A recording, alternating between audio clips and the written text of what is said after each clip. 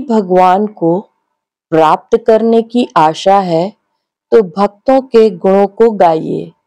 निसंदेह भगवत प्राप्ति हो जाएगी, अर्थात भगवान प्राप्त हो जाएंगे। नहीं तो जन्म जन्मांतरों में किए गए अनेक पुण्य भुने हुए बीज की तरह बेकार हो जाएंगे, जैसे कि भुने हुए बीज फिर से अंकुरित नहीं होते और उनसे न कल्याण होगा और फिर जन्म जन्म पछताना पड़ेगा। हरि प्राप्ति की आस है जो हरि जन गुण गाओ, नतरु सुकृत बुझे बीज जो जन्म जन्म पछताए। जय श्री राम। नमस्ते। मैं शैलजा अपने चैनल पर फिर से एक नया वीडियो लेकर आई हूँ। एक भक्त करमैती बाई जिनका पावन चरित्र का दृष्टांत मैं प्रस्तुत करने जा रही हूँ। एक भक्त करमैती बाई का पावन चरित्र दृष्टांत के रूप में मैं प्रस्तुत करने जा रही हूँ। आशा करती हूँ आप सबको अच्छा लगेगा। पंडित परशुराम जी जयपुर के अंतर्गत खंडेला के शेखावत सरदार के राजपुरोहित थे। उनकी पुत्री करमैती का मन बचपन से ही भगवान में लग गया था। वह बालिका निरंतर श्री कृष्ण का ध्यान तथा नाम जप किया करती थी। कभी वह बालिका हा नाथ कहकर क्रंदन करती रोने लगती, कभी कीर्तन करते हुए नाचने लगती और कभी कभी हंसते हंसते लोटपोट हो जाती। नन्ही सी बच्ची के भगवत प्रेम को देखकर घर के लोग प्रसन्न हुआ करते थे। करमैती की इच्छा विवाह करने की नहीं थी, परंतु लज्जावश वह कुछ कह नहीं सकी। पिताजी ने उसका विवाह कर दिया, लेकिन जब ससुराल वाले उसे लेने आए तब वह व्याकुल हो उठी। जो शरीर श्याम सुंदर का हो चुका, उसे दूसरे के अधिकार में कैसे दिया जा सकता है। उसने अपने प्रभु से प्रार्थना की और जो कातर होकर उन श्री वृंदावन चंद्र को पुकारता है, उसे अवश्य मार्ग मिल जाता है। करमैती को भी एक उपाय सूझ गया। आधी रात को जब सब लोग सो रहे थे, वह अकेली बालिका चुपचाप घर से निकल पड़ी और वृंदावन के लिए चल पड़ी। अब सवेरे घर में करमैती के न मिलने पर हलचल मच गई। परशुराम पंडित जानते थे कि उनकी पुत्री कितनी पवित्र है, किंतु लोक लाज के भय से अपने यजमान राजा के पास गए। राजा ने अपने पुरोहित की सहायता के लिए चारों ओर घुड़सवार भेजे कि वे करमैती को ढूंढ लावे। करमैती दौड़ी चली जा रही थी। रात्रि भर में वह कितनी दूर निकल आई सो उसे पता ही नहीं था। सवेरा होने पर फिर भी वह भागी ही जा रही थी कि उसने घोड़ों की टाप शब्द सुना। उसे डर लग गया कि घुड़सवार उसे ही पकड़ने आ रहे हैं। आसपास ना कोई वृक्ष था और ना कोई दूसरा छिपने का स्थान। किंतु एक ऊंट मरा पड़ा था और रात्रि में शिगालों ने उसके पेट का भाग खा लिया था। करमैती की दृष्टि ऊंट के पेट में बनी कंदरा पर गई। उस समय वह सांसारिक विषयों की भयंकर दुर्गंध से भाग रही थी। मरे हुए ऊंट के शरीर से निकलने वाली गंध उसे विषयों की दुर्गंध के सामने तुच्छ जान पड़ी। तुरंत ही भागकर वह ऊंट के पेट में जा छिपी।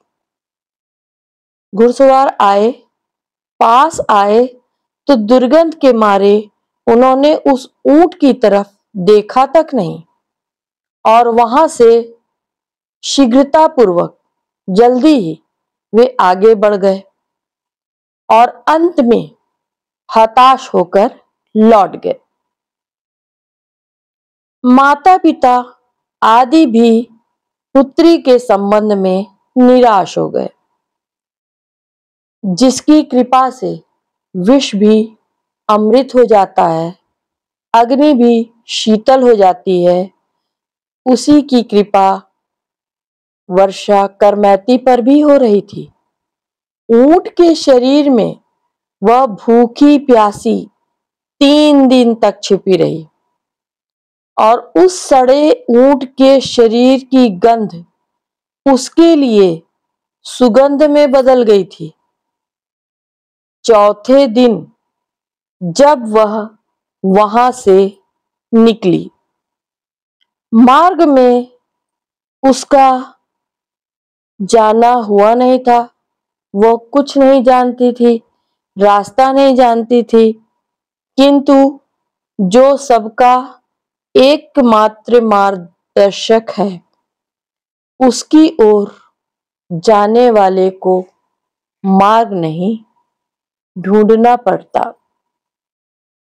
मार्ग उसे स्वयं ही ढूंढ लेता है।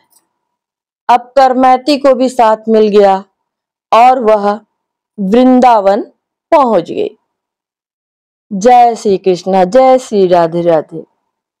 वहां पहुंचकर मानो वह आनंद के समुद्र में मग्न हो गई।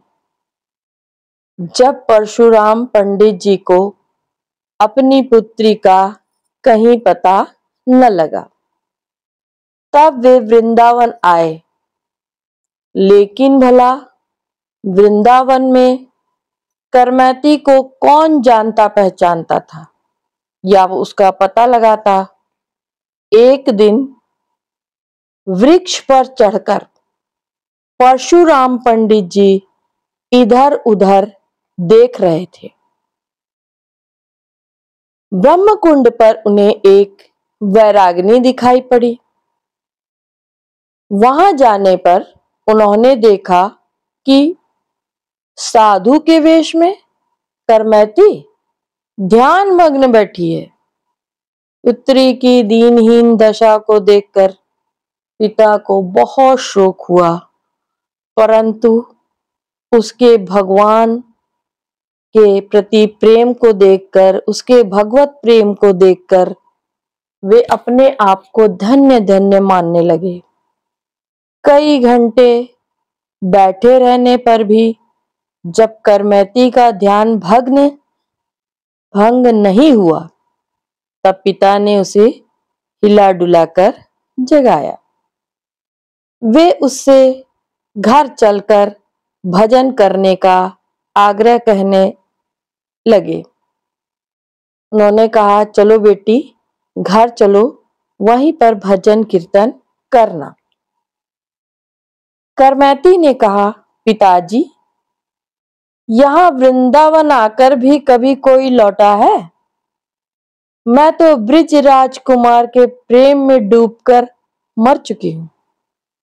अब मुर्दा यहां से उठे कैसे? अंततः परशुराम जी उसके भक्ति भाव को देखकर वापस घर लौट गए। राजा ने जब यह समाचार सुना तब वह भी करमैती के दर्शन करने वृंदावन आए।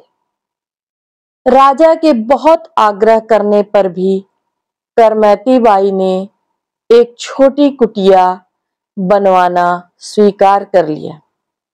राजा ने करमैती बाई के लिए ब्रह्म कुंड के पास एक मठिया बना दी। करमैती बाई की भक्ति ने राजा को भी भक्त बना दिया। इस प्रकार भक्तमाल में अनेक भक्तों के पावन चरित्रों का वर्णन हुआ है। संसार में जितने भी भक्त हैं उन सबका वर्णन करने की सामर्थ्य किसमें है?